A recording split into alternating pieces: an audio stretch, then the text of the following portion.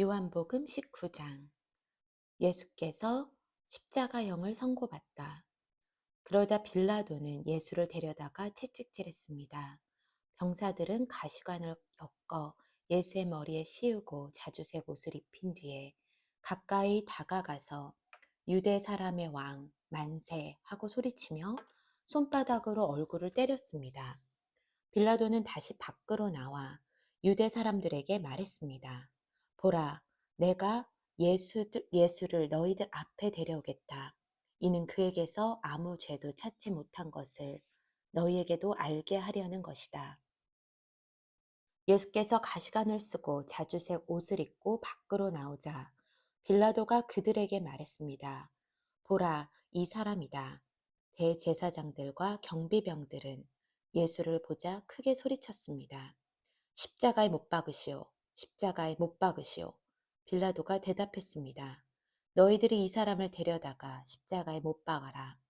나는 그에게서 아무 죄도 찾아낼 수가 없다. 유대 사람들이 빌라도에게 말했습니다. 우리에게 법이 있는데 그 법에 따르면 이 사람은 마땅히 죽어야 합니다. 그가 자기 자신을 가리켜 하나님의 아들이라고 했기 때문입니다. 빌라도는 이 말을 듣고 더욱 두려워서 관저 안으로 다시 되돌아갔습니다. 빌라도가 예수께 물었습니다. 내가 어디서 왔느냐? 그러나 예수께서는 아무 대답도 하지 않으셨습니다. 그러자 빌라도가 예수께 말했습니다. 내게 말하지 않을 작정이냐? 내가 너를 놓아줄 권한도 있고 십자가에 못 박을 권한도 있다는 것을 알지 못하느냐? 예수께서 빌라도에게 대답하셨습니다. 위에서 주지 않으셨더라면 내가 나를 해칠 아무런 권한도 없었을 것이다. 그러므로 나를 내게 넘겨준 사람의 죄는 더 크다. 이 말을 듣고 빌라도는 예수를 놓아주려고 힘을 썼습니다. 그러나 유대 사람들은 소리쳤습니다. 이 사람을 놓아주면 총독님은 가이사의 충신이 아닙니다. 누구든지 자기 자신의 왕이라고 하는 사람은 황제를 반역하는 자입니다. 빌라도는 이 말을 듣고 예수를 끌고 나와서 돌판, 히브리 말로는 가바다이라 불리는 곳에 마련된 재판석에 앉았습니다. 이날은 6월절의 예비일이었고 시간은 낮 12시쯤이었습니다. 빌라도가 유대 사람들에게 말했습니다. 보라, 너희들의 왕이다. 그러자 그들이 소리쳤습니다. 없애버리시오. 없애버리시오. 십자가에 못 박으시오. 빌라도가 그들에게 물었습니다. 너희들의 왕을 십자가에 못 박으란 말이냐? 대제사장들이 대답했습니다. 우리에게는 가이사 말고는 다른 왕이 없습니다. 마침내 빌라도는 예수를 십자가에 못 박도록 그들에게 넘겨주었습니다. 예수께서 십자가에 못 박히시다. 로마 군인들이 예수를 데리고 나갔습니다. 예수는 자기의 십자가를 지시고 해골, 히브리 말로 골고다이라는 곳으로 가셨습니다. 거기에서 그들이 예수를 십자가에 못 박았습니다. 그리고 다른 두 사람도 예수의 양쪽에 각각 한 사람씩 못 박았습니다. 빌라도는 또한 명패도 써서 십자가 위에 붙였습니다. 그 명패에는 유대 사람의 왕, 나사렛 예수라고 씌어 있었습니다. 예수께서 십자가에 못 박히신 곳에 예루살렘 성 가까이에 예수께서 십자가에 못 박히신 곳이 예루살렘 성 가까이에 있었습니다. 또 그 명패가 히브리어와 라틴어와 그리스어로 각각 쓰였기 때문에 많은 유대 사람들이 이 명패를 읽었습니다. 그러자 유대 사람들의 대제사장들이 빌라도에게 말했습니다. 유대 사람의 왕이라고 쓰지 말고 자칭 유대 사람의 왕이라고 써주십시오. 빌라도가 대답했습니다. 나는 내가 쓸 것을 썼다. 군인들은 예수를 십자가에 못 박고 예수의 옷을 넷으로 나눠 각각 하나씩 갖고는 속옷까지 가져갔습니다. 이 속옷은 이음새 없이 위에서 아래까지 통으로 짠 것이었습니다. 그들이 서로 말했습니다. 이것을 찢지 말고 누가 가질지 제비를 뽑자. 이것은 성경 말씀을 이루려는 것이었습니다. 그들이 내 겉옷을 나눠 가지고 내 속옷을 놓고 제비를 뽑았다. 예수의 십자가 곁에는 예수의 어머니와 이모와 글로바의 아내 마리아와 막달라 마리아가 서 있었습니다. 예수께서는 자기의 어머니와 그 곁에 사랑하는 제자가 서 있는 것을 보시고 어머니에게 말씀하셨습니다. 어머니 보십시오. 당신의 아들입니다. 그리고 그 제자에게는 보아라 내 어머니다 라고 말씀하셨습니다. 그때부터 그 제자는 예수의 어머니를 자기 집에 모셨습니다.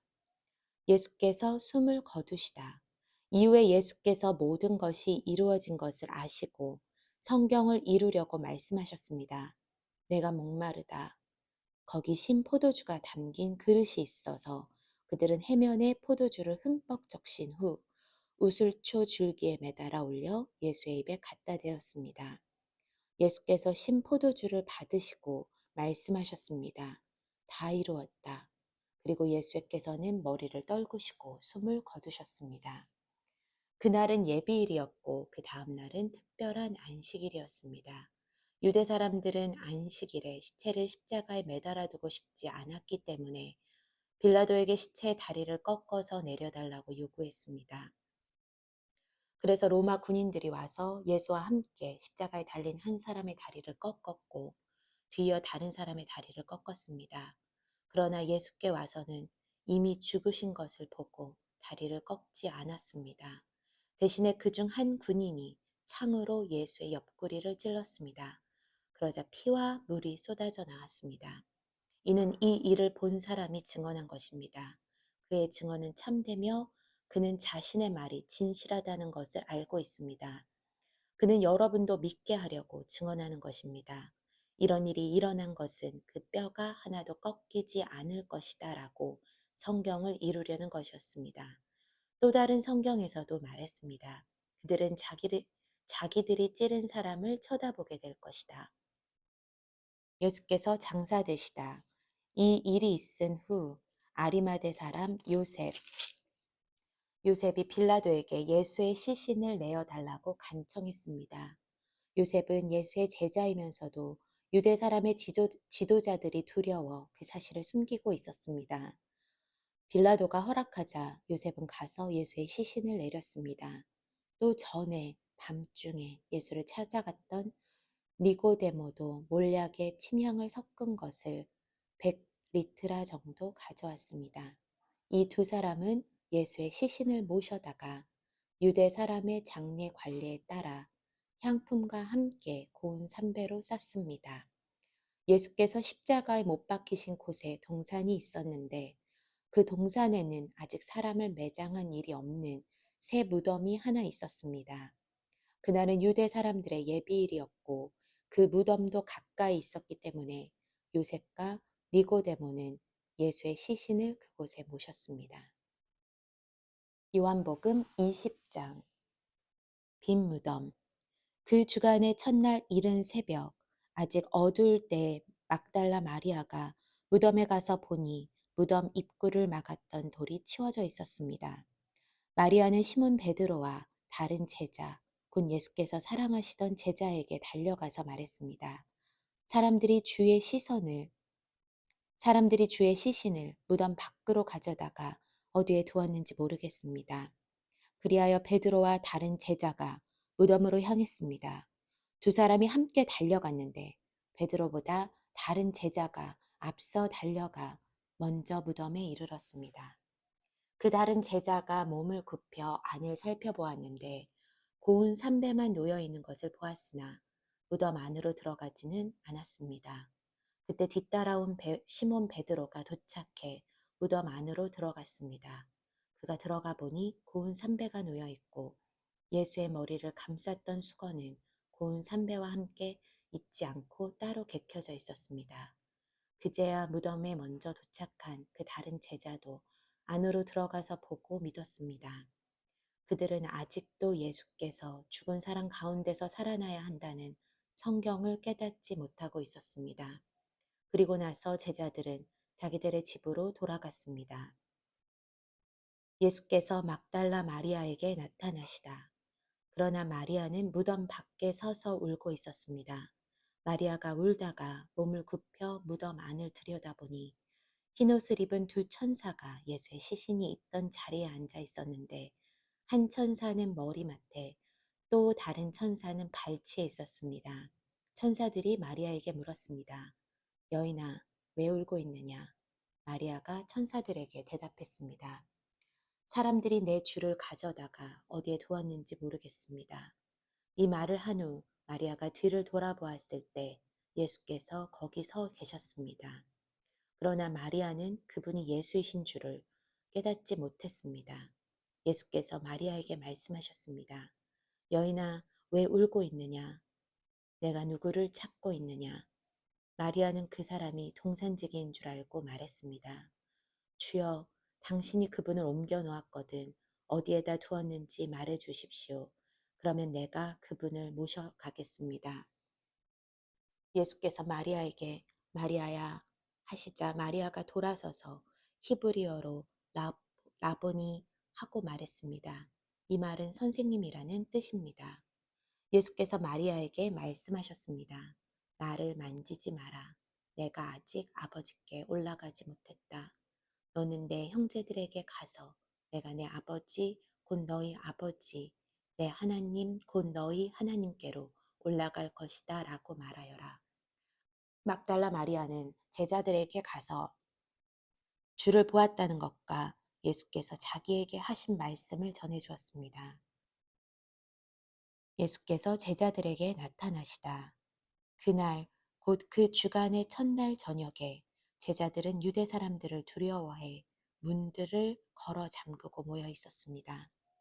그때 예수께서 오셔서 그들 가운데 서서 말씀하셨습니다. 너희에게 평강이 있을지어다. 이렇게 말씀하신 뒤 예수께서는 제자들에게 자신의 손과 옆구리를 보여주셨습니다. 그러자 제자들은 주를 보고 기뻐했습니다. 예수께서 제자들에게 다시 말씀하셨습니다. 너희에게 평강이 있을지어다.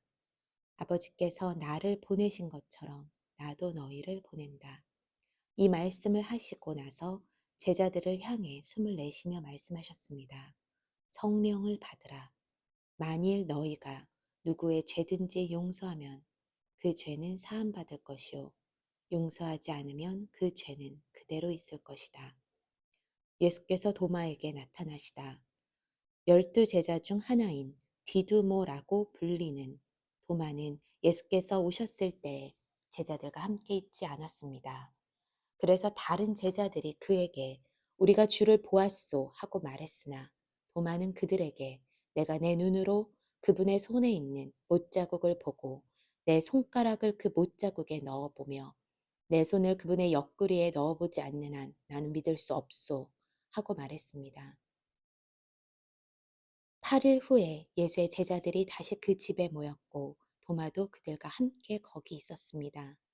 문이 잠겨 있었는데 예수께서 들어와 그들 가운데 서서 말씀하셨습니다. 너희에게 평강이 있을지어다. 그리고 나서 예수께서 도마에게 말씀하셨습니다. 내 손가락을 이리 내밀어 내 손을 만져보고 내 손을 내밀어 내 옆구리에 넣어 보아라. 그리고 믿음 없는 사람이 되지 말고 믿는 사람이 되라. 도마가 예수께 대답했습니다.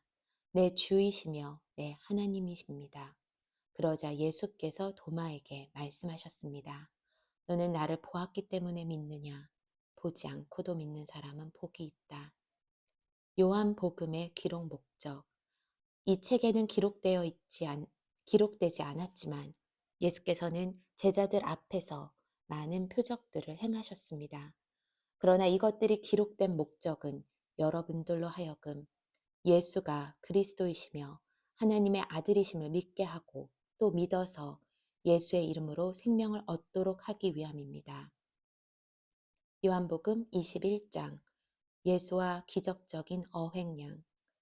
그 후 예수께서는 디베랴 바다에서 제자들에게 다시 자신을 나타내셨는데 그 나타내심은 이러합니다. 시몬 베드로, 디두모라고 하는 도마, 갈릴리 가나 사람인 나다니엘, 세베대의 두 아들들 그리고 다른 두 제자가 함께 있었습니다. 시몬 베드로가 그들에게 나는 물고기를 잡으러 가겠소 하고 말하자 그들이 우리도 같이 가겠소 하고 말했습니다. 그들은 나가서 배를 탔습니다. 그러나 그날 밤 그들은 물고기를 한 마리도 잡지 못했습니다.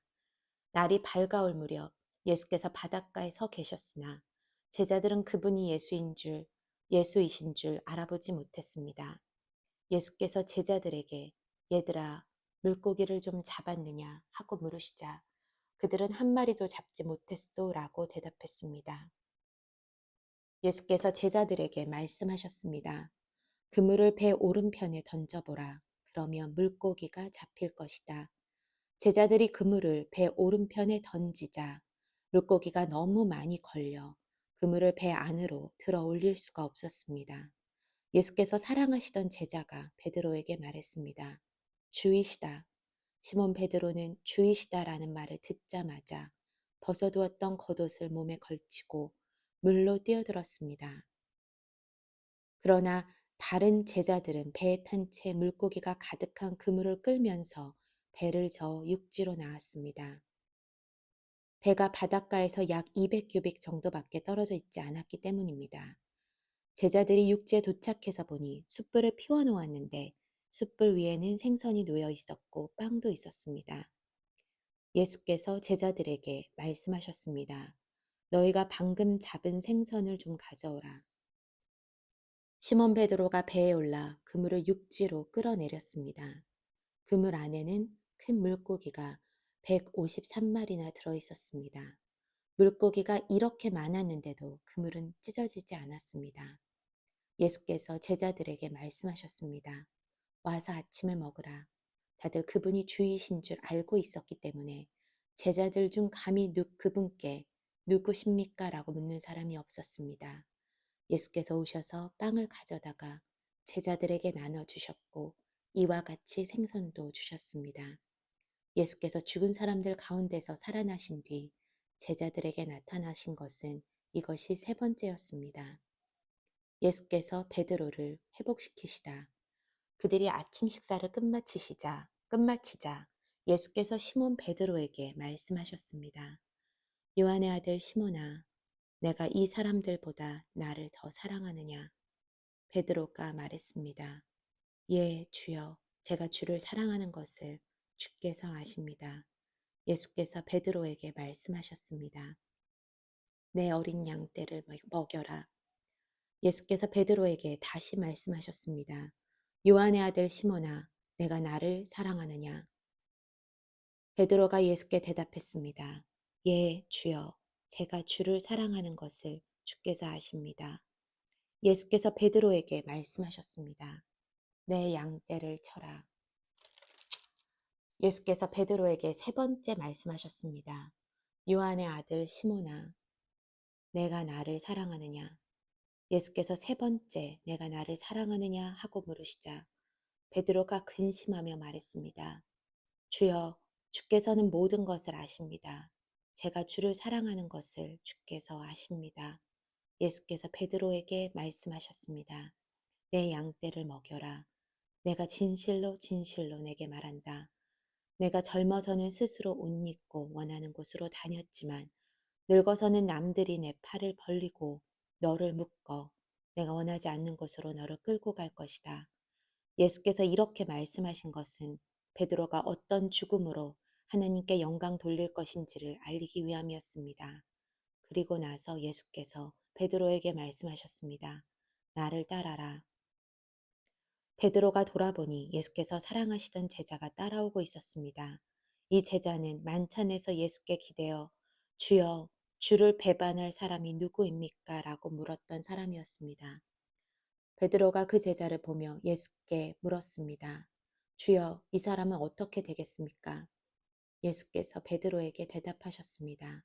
내가 돌아올 때까지 그가 살아있기를 내가 원한다 할지라도 그것이 너와 무슨 상관이 있겠느냐? 너는 나를 따라라. 이 말씀 때문에 이 제자가 죽지 않을 것이라는 소문이 형제들 사이에 퍼졌습니다. 그러나 예수께서는 그가 죽지 않을 것이라고 하신 것이 아니라 내가 돌아올 때까지 그가 살아있기를 내가 원한다 할지라도 그것이 너와 무슨 상관이 있겠느냐라고 말씀하신 것 뿐이었습니다. 이 일들을 증언하고 기록한 사람이 바로 이 제자입니다. 우리는 그의 증언이 참되다는 것을 알고 있습니다. 이 밖에도 예수께서 행하신 다른 일들이 많이 있으나 그 모든 것을 낱낱이 다 기록한다면 이 세상이라도 그 기록한 책들을 다 담아두지 못할 것입니다.